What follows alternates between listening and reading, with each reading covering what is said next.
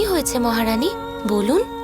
মাধবী, এরম প্রথমবার হলো যে আমি মহারাজের চোখে নিজের জন্য প্রেম দেখতে পেলাম না।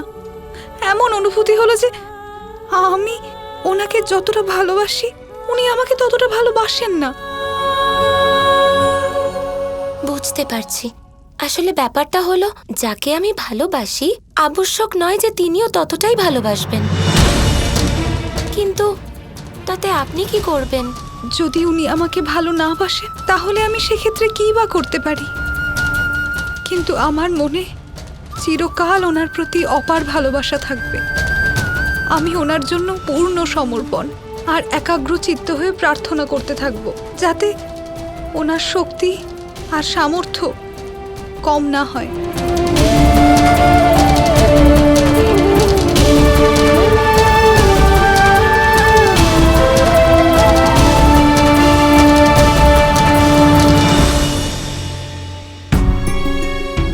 ঠিক আছে দেবী, আপনি প্রার্থনা করুন, আমি আসি।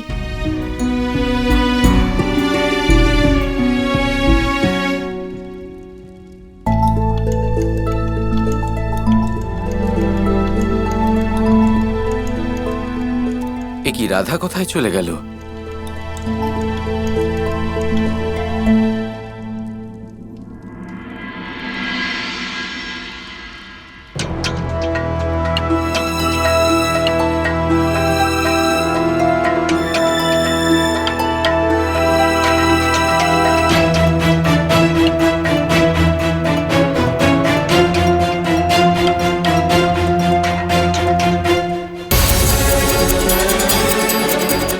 কি হলো, দুঃখী কেন হয়ে আছো?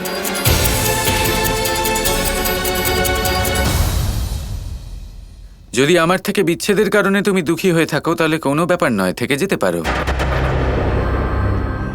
বিচ্ছেদের দুঃখ? আর আমার একটুও না। তাহলে কিসে দুঃখ পাচ্ছ? আমি তো মহারানী তুলসীর জন্য দুঃখ পাচ্ছি। ওনার এই দুঃখ আমি দেখতে পারছি না। প্রেমের পরিবর্তে যদি প্রেম না পাওয়া যায় কতটা খারাপ অনুভূতি হয়। প্রেমের পবিত্রতা কি কোনো ত্রুটি নাকি? আর আমরা ওনাকে ওনার পবিত্রতার শাস্তি দিতে চাইছি। না কৃষ্ণ, এটা একদম ঠিক হচ্ছে না। আমি যেমন তোমাকে অসম্ভব ভালোবাসি, সেই রকম দেবী তুলসী শঙ্খচূড়কে অত্যন্ত ভালোবাসে। প্রেম করা কি অপরাধ নাকি? দেখো রাধা, বিষয়টা হলো যে ধরিত্রী শুকনো এবং অনুর্বর হয় তাতে কৃষিকাজ করা অত্যন্ত কঠিন। আর এটাই তুলসীর সাথে হচ্ছে। ওর সমর্পণ নিশ্চিত রূপে শ্রেষ্ঠ, মহান, কিন্তু যে ব্যক্তির জন্য ওনার এই ভালোবাসা সেই ব্যক্তি উপযুক্ত নয়। আর তাছাড়া এমন কোন প্রেম রয়েছে যা সরল, রাধা? কিন্তু তুমি চিন্তা করো না, তুলসী প্রেমের শাস্তি নয়, সমর্পণের ফল পেতে চলেছে।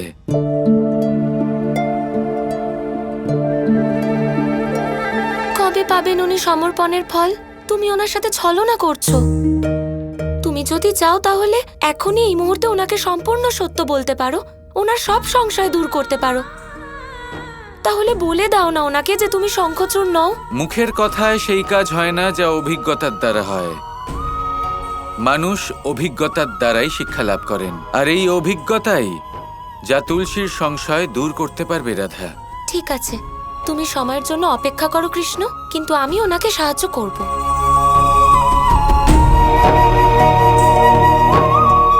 আমার মনে হয় না তোমার কাউকে সাহায্য করার দরকার আছে। তাই যে সবাইকে সাহায্য করে সে একজন নারীকে সাহায্য করতে বারণ করছে? বিচিত্র ব্যাপার। বিচিত্র নয়, কিন্তু তুমি বোঝার চেষ্টা করো। কিছু বিষয় অত্যন্ত জটিল হয়, রাধা। সেগুলো সমাধান করা সহজ নয়। এমন যেন না হয় যে তুলসীর এই সমস্যার সমাধান করতে করতে, নিবারণ করতে করতে তুমিই দ্বন্দ্বে ফেসে যাও। আমি কেন দ্বন্দ্বে পড়ব? আমি নিজেই তোমাকে এখানে আসতে অনুরোধ করেছিলাম না?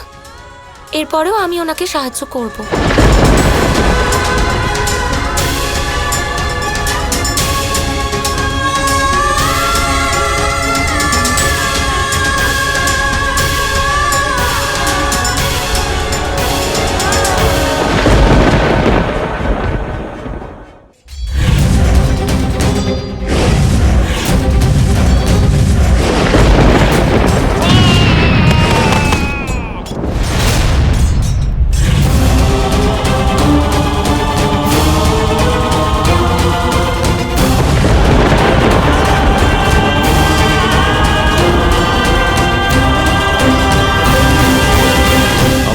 সকল অস্ত্রশস্ত্র শক্তিহীন হয়ে যাচ্ছে।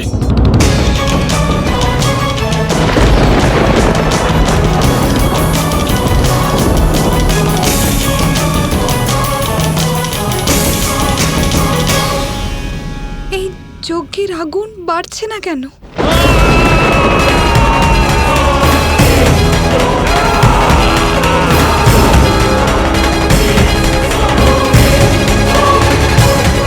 মহারাজের জয় হোক। মহারাজ, আপনার শক্তি যুদ্ধক্ষেত্রে ক্ষীণ হয়ে যাচ্ছে কেন? দেবতাদের সৈন্যগণ সমানে এগিয়ে আসছে। এই সব কিছু তুলসীর জন্যই হচ্ছে। তুলসী আমাকে অবজ্ঞা করেছে, আমার বিজয়ের জন্য প্রার্থনা করছে না।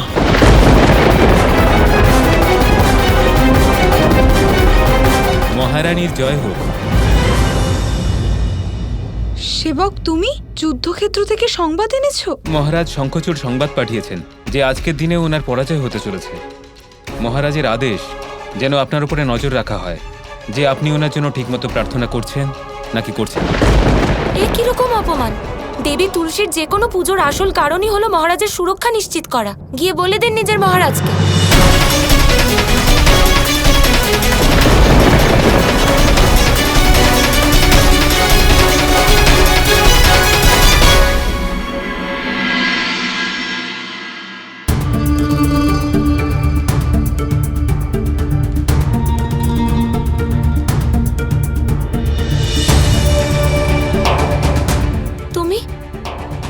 তুমি এখানে কেন এসেছো? তোমায় কিছু বলতে।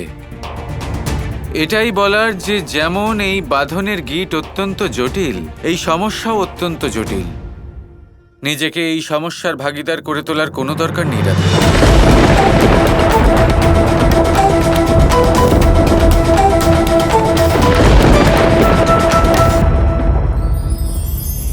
কাল, আজ এবং কাল, আমাদের সমগ্র জীবন এই তিনটির আশেপাশেই ঘুরতে থাকে। আমরা সবসময় বিগত সময়ের বিষয়ে ভাবতে থাকি। অতীতে যদি আমাদের দ্বারা কোনো ভুল হয়, সেই বিষয়ে ভেবে ভেবে আমরা সবসময় অনুতাপ করতে থাকি। এটা উচিত নয়। দেখুন, অতীতের থেকে শিক্ষা লাভ করা অত্যন্ত আবশ্যক, কিন্তু সেই ভুল যাতে আবার না হয় সেই কাজটা কিন্তু আপনাকে বর্তমানেই করতে হবে, তাই না? দ্বিতীয় কথা, আমরা সবসময় ভাবি আগামী দিনের বিষয়ে, ভবিষ্যতের বিষয়ে। আমরা ভাবি যে কাল করে নেব, আজ এই কাজ করতে পারছি না, কোনো ব্যাপার নয়, কাল করে নেব। আজ কাজটা শুরু করতেই পারলাম না, কোনো ব্যাপার নয়, কাল করে নেব। আজকের দিনটাই ভালো ছিল না, কোনো ব্যাপার নয়, সেটা কাল করে নেব। ব্যাপারটা বুঝুন, আপনি নিজের সময় নষ্ট করছেন। দেখুন, এই যে কাল, তা কখনোই আপনার হাতে আসবে না। তাই যে কাজ করতে চান সেটা আজকেই করুন, অন্তত শুরুটা করুন। কারণ এই আগামী সময় তা সবসময় আপনার থেকে এক কদম আগে থাকবে, একদিন এগিয়ে থাকবে। জানেন কেন? কারণ এই কাল আপনার জন্য অপেক্ষা করবে না, সেই জন্য আপনিও এর জন্য অপেক্ষা করবেন না। যা করার তা আজকেই শুরু করুন। কারণ যে বর্তমানে নিজের ভিত স্থাপন করেন না, ভবিষ্যৎকালে তার সুন্দর শক্তিশালী ভবন কখনো নির্মাণই হয় না। আসুন আর আমার সাথে ভালোবেসে বলুন, রাধা রাধা।